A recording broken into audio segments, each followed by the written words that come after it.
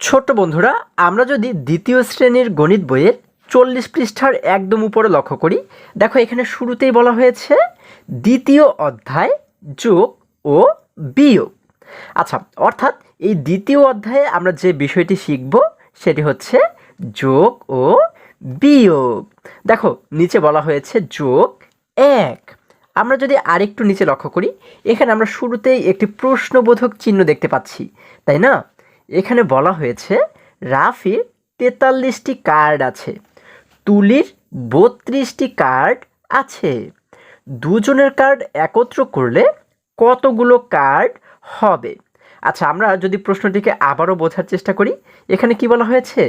রাফির কাছে 43টি কার্ড আছে, তাই না?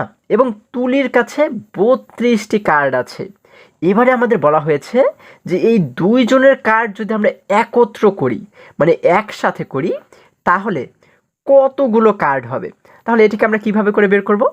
আমরা এই রাফির যে কার্ড এবং তুলির যে কার্ড, এই দুটি সংখ্যাকে যদি যোগ করে দেই, তাহলেই কিন্তু পেয়ে যাব যে একসাথে দুজনের কতগুলো কার্ড হবে। এটি কিন্তু খুবই সহজ একটি অঙ্ক। হ্যাঁ, আচ্ছা দেখো, যদি আমরা একটু নিচে লক্ষ্য করি, এখানে আমরা কিন্তু একটি চিত্র দেখতে পাচ্ছি, তাই না? এই দেখো, এই জায়গাতে আমরা দেখতে পাচ্ছি যে অনেকগুলো কার্ড রয়েছে, তাই না? এখানে রয়েছে 10টি, এখানে আরও 10টি। তাহলে দেখো এখানে মোট কয়টি রয়েছে? 10টি, 20টি, 30টি, 40টি। 40টির পর আরও রয়েছে 3টি, তাই না? 40 এবং 3 মানে কি, 3 মিলে কত হয়ে গেল? 43টি। এই দেখো এখানে কিন্তু বলাই হয়েছে 43টি কার্ড। আবার এই পাশে দেখো আমরা অনেকগুলো কার্ড দেখতে পাচ্ছি, তাই না? দেখো 10, 20, 30 এবং তারপরে রয়েছে আরও 2টি। তাহলে 30 এবং 2 মিলে কত হয়? 32টি। এই যে নিচে কিন্তু লেখা রয়েছে 32টি কার্ড। আচ্ছা, তাহলে এখানে দেখতে পাচ্ছি 43টি কার্ড, হ্যাঁ, এবং এখানে রয়েছে 32টি কার্ড। এবার যদি আরেকটু নিচে আমরা লক্ষ্য করি, দেখো এই জায়গাতে আমরা কিন্তু একটি ছেলে শিশুকে দেখতে পাচ্ছি। দেখো সে বলেছে কিভাবে একত্র করা যায় তা ভেবে দেখি। একত্র করলে কি কার্ডের সংখ্যা বেশি হতে পারে? আচ্ছা, সে বলেছে একত্রে করলে কি কার্ডের সংখ্যা বেশি হতে পারে? হ্যাঁ, অবশ্যই তো একত্র করলে কার্ডের সংখ্যা বেশি হবে, তাই না? একজনের কিন্তু কম। যখন দুইজনেরটা আমরা একত্র করব, একসাথে করব, তখন তো কার্ডের সংখ্যা অবশ্যই বেশি হবে, তাই না? আচ্ছা, এবার যদি আরেকটু নিচে আমরা লক্ষ্য করি, দেখো এখানে আমরা একটি মেয়ে শিশুকে দেখতে পাচ্ছি। সে বলেছে কার্ডের মোট সংখ্যার হিসাব কিভাবে গাণিতিক বাক্যে প্রকাশ করা যায়। আচ্ছা, সে বলেছে যে কার্ডের মোট সংখ্যার হিসাব কিভাবে গাণিতিক বাক্যে প্রকাশ করা যায়। এবার নিচে যে ছেলে শিশুটিকে আমরা দেখতে পাচ্ছি, সে কি বলেছে? গাণিতিক বাক্যে প্রকাশ করলে হয়। আচ্ছা, সে কিন্তু নিচে একটি গাণিতিক বাক্য দেখিয়েছে, তাই না?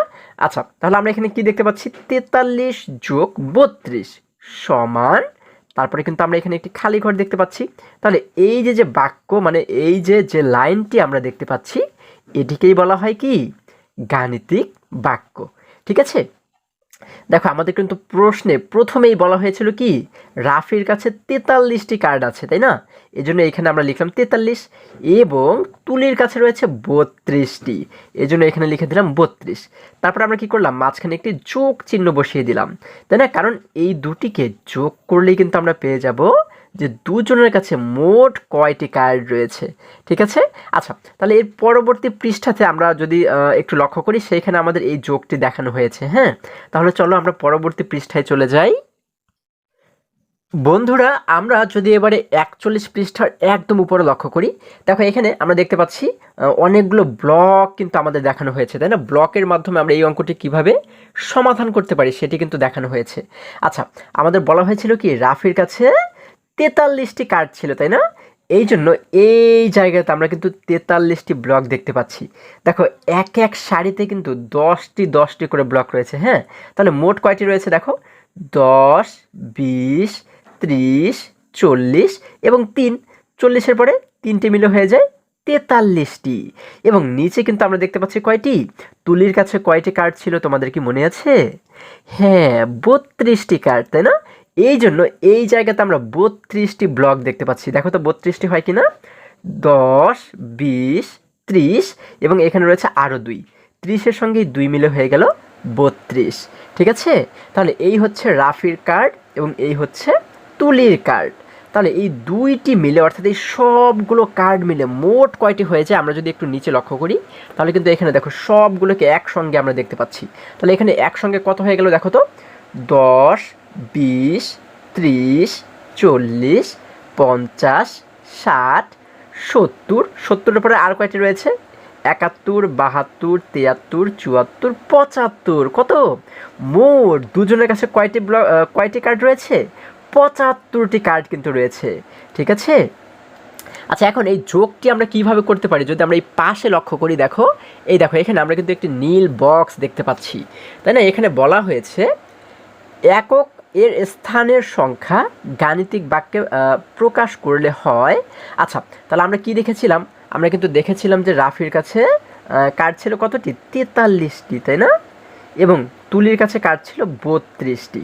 তাহলে এই যে 43 একটি সংখ্যা, এই সংখ্যার কোনটিকে একক বলা হয়, কোনটিকে দশক বলা হয় সেটিকে তোমরা জানো? আমরা কিন্তু এর আগেও শিখেছি, তাই না? আমরা কি জানি, যে কোনো সংখ্যার একদম ডান পাশে মানে শেষে যে অঙ্কটি থাকে এটিকে বলা হয় একক, এবং তার আগে যে থাকে এটিকে বলা হয় দশক। তার মানে এটি হচ্ছে একক এবং এই 4 হচ্ছে দশক। আবার এই 32-এর ক্ষেত্রেও দেখো শেষে রয়েছে কি 2, তার মানে এই শেষেরটি হচ্ছে একক, এটি হচ্ছে দশক। হ্যাঁ, তাহলে এখানে এককের জায়গাতে আমরা কী কী দেখতে পাচ্ছি, 3 দেখতে পাচ্ছি এবং 2 দেখতে পাচ্ছি। দশকের ঘরে আমরা দেখতে পাচ্ছি 4 এবং 3। তাহলে এখন এই এককের দুটি সংখ্যাকে কিন্তু প্রথমে যোগ করতে হয়। হ্যাঁ, দেখো এখানে সেটিই বলা হয়েছে যে এককের স্থানের সংখ্যা গাণিতিক বাক্যে প্রকাশ করলে হয়। এই যে কিন্তু একক, এই যে 3 এবং 2 এই দুটি কিন্তু একক স্থানে রয়েছে, তাই না? তাহলে 3 এবং 2কে যদি আমরা যোগ করি, এই দেখো 3 যোগ 2, 3 এবং 2 মিলে কত হয়ে যায়, 5 হয়ে যায়। হ্যাঁ, এই যে আমরা দেখতে পাচ্ছি সমান 5। আবার এই দশকে কী কী রয়েছে, 4 এবং 3। এই দেখো বলা হয়েছে দশকের স্থানের সংখ্যা গাণিতিক বাক্যে প্রকাশ করলে হয় 4 যোগ 3। এই যে 4 এবং 3কে আমরা যোগ করেছি, এই দুটিকে যোগ করলে কত হয়ে যায়, 7 হয়ে যায়। আচ্ছা এটি তোমরা আরও ভালো বুঝতে পারবে, দেখো যদি আমরা এই নিচে লক্ষ্য করি, এই যে আমরা যেহেতু রাফির ছিল 43টি কার্ড, এই জন্য আমরা এখানে উপরে লিখে দিলাম 43, এবং এবং তুলির যেহেতু 32টি কার্ড ছিল এই জন্য এই 32কে লিখে দিলাম আমরা নিচে, তাই না? তাহলে এই 3 এবং 2 এটাকে কি বলা হয়, এই দুটোকে কিন্তু বলা হয় একক। এই যে দেখো একক, তাই না? কারণ এই শেষের সংখ্যাগুলোকে বলা হয় একক, তার আগেরগুলোকে বলা হয় দশক। এই যে দেখো এখানে রয়েছে দশক। তাহলে যেহেতু আমরা যোগ করব এই জন্য এই জায়গাতে আমরা একটি যোগ চিহ্ন দিয়ে দিলাম। হ্যাঁ, আচ্ছা এবার নিচে একটি দাগ দিলাম। এখন যোগ কিভাবে করে করতে হয় আমরা কিন্তু এর আগেও শিখেছি। যোগের ক্ষেত্রে সবসময় এককের সঙ্গে একককে যোগ করতে হয়, দশকের সঙ্গে দশককে যোগ করতে হয়, তাই না? তাহলে এককের ঘরে কে কে রয়েছে, 3 এবং 2, এই দুটিকে যদি আমরা যোগ করি, তোমরা বলো তো দেখি 3 এবং 2 এর মধ্যে কে ছোট? আমরা জানি 2 ছোট, তাই না? 2 এর জন্য আমরা 2টি দাগ দিলাম, একটি 2টি। তাহলে এবার এই 3-এর পর থেকে যদি আমরা 2 সংখ্যা পর্যন্ত যদি আমরা গণনা করি তাহলে দেখো তো কত হয়, 3, 4, 5, কত হয়ে যায়, 5 হয়ে যায়। তাহলে এই যে কিন্তু আমরা এই সোজা নিচে লিখে দিলাম 5, কারণ এই দুটিকে যোগ করে আমরা পাচ্ছি 5, এই জন্য এই জায়গাতে আমরা লিখে দিলাম 5। এবার দেখো দশক স্থানে কি কি রয়েছে, 4 রয়েছে এবং 3 রয়েছে, এই দুটিকে কিন্তু আমাদের এবার যোগ করতে হবে, তাই না? তাহলে দেখো তো 4 এবং 3-এর মধ্যে কে ছোট? আমরা জানি 3 ছোট, 3-এর জন্য কি করব, 3টি দাগ দিব, তাই না? একটি, 2টি, 3টি। আচ্ছা এবার এই 4-এর পর থেকে যদি 3 পর্যন্ত গণনা করি দেখো তো কত হয়, 4, 5, 6, 7, কত হয়ে গেল, 7 হয়ে গেল। এই সোজা আমরা লিখে দেব 7, কারণ এই দুটিকে যোগ করে আমরা পেয়েছি কত, 7 পেয়েছি। তাহলে এখন দেখো তো এই 7 এবং 5 মিলে মোট কত হয়ে গেল, আমরা পাচ্ছি 7, 10, 5, 75। তাহলে এটিই কিন্তু আমাদের উত্তর, অর্থাৎ তুলি এবং রাফি দুজনের কাছে মোট কয়টি কার্ড রয়েছে, 75টি। ঠিক আছে, আচ্ছা এই যে দাগগুলো আমি দিয়েছি, তোমরা এই দাগের পরিবর্তে আমাদের হাতে যে কর রয়েছে, তাই না, আঙ্গুলে, এই করগুলোকে ব্যবহার করেও কিন্তু তোমরা হিসেব করতে পারো। ঠিক আছে, আচ্ছা এবার যদি আরেকটু নিচে লক্ষ্য করি, দেখো এখানে বলা হয়েছে কি, যোগ একক স্থান থেকে শুরু করতে হয়। তাহলে যখন আমরা যোগ করব তখন কি করব, একক স্থান থেকে। একক কোনটা, এই যে একদম শেষে থাকে একক, তাই না? এই একক থেকে শুরু করে তারপরে আমরা দশক, শতক, হাজার এইভাবে করে যাব। হ্যাঁ, একক দিয়ে কিন্তু আমাদের শুরু করতে হয়। আচ্ছা, এবার যদি আরেকটু নিচে লক্ষ্য করি, এই জায়গাতে একটি প্রশ্নবোধক চিহ্ন আমরা দেখতে পাচ্ছি। এখানে বলা হয়েছে 32 যোগ 16 কিভাবে যোগ করা যায়। তাহলে এখানে কিন্তু দুটি সংখ্যা দেখতে পাচ্ছি, বলা হয়েছে এই দুটি সংখ্যাকে কিভাবে যোগ করা যায়, তাই না? আচ্ছা, দেখো আমরা এই নিচে কিন্তু একটি ছেলে শিশুকে দেখতে পাচ্ছি। সে কি বলেছে? তুমি কি সংখ্যাগুলো স্থানীয় মান অনুযায়ী সাজিয়েছো?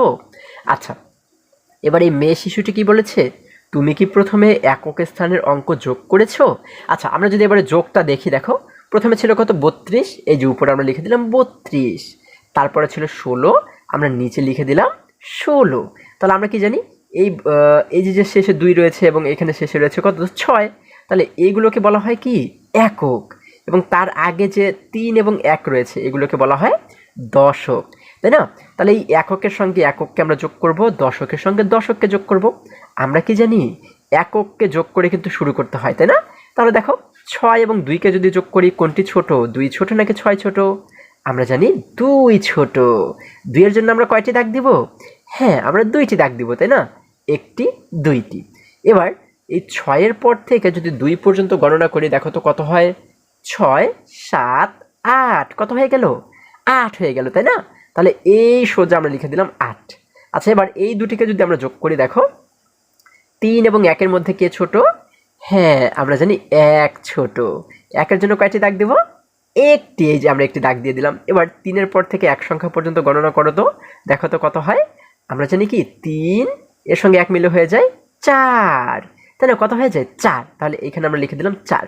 তাহলে দেখো এখানে মোট হয়ে গেল কত? 4 10 8, 48। কত হয়ে গেল? 48। তার মানে 32 এবং 16কে যোগ করে আমরা পাচ্ছি 48। এটিই কিন্তু আমাদের উত্তর।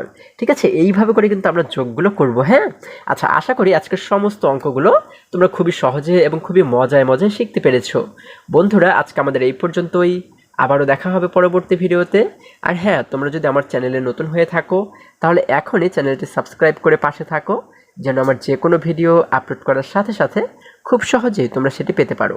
সকলে ভালো থাকো, সুস্থ সবল থাকো, এই কামনা করে শেষ করছি। ধন্যবাদ সকলকে।